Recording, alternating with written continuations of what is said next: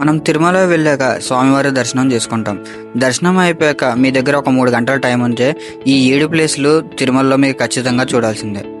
ముందుగా మీరు బాలాజీ బస్ స్టాండ్కి ఆపోజిట్లోకి వస్తే మీకు ఇంకొక బస్ స్టాండ్ అయితే ఉంటుంది.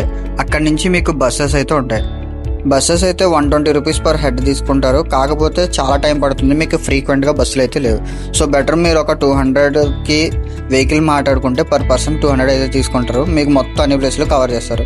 బట్ ఇంకోటి విషయం అయితే గుర్తుపెట్టుకోండి, మీరు ముందుగానే వెహికల్ జపాలి కవర్ చేస్తుంది లేదన్న మాట అయితే అడగండి. ఎందుకంటే చాలా వెహికల్స్ 6 ప్లేసెస్ కవర్ చేస్తున్నాయి. దీనికి సంబంధించిన ఫుల్ వీడియో అయితే మన ఛానల్లో పోస్ట్ చేశాను, తెలుసు కదా, పాకెట్ ప్రయాణం. వీడియో చూస్తే మీకు ఫుల్ క్లారిటీ అయితే వస్తుంది. దాంట్లో నేను ప్రతిదీ డీటెయిల్గా ఎక్స్ప్లెయిన్ చేశాను. ఆ ప్లేస్ గురించి కానీ, మీరు టూర్ ఎలా ప్లాన్ చేసుకోవాలి, టైం ఎలా సేవ్ అవుతుంది, ప్రతిదీ కూడా నేను ఆ వీడియోలో అయితే ఎక్స్ప్లెయిన్ చేశాను.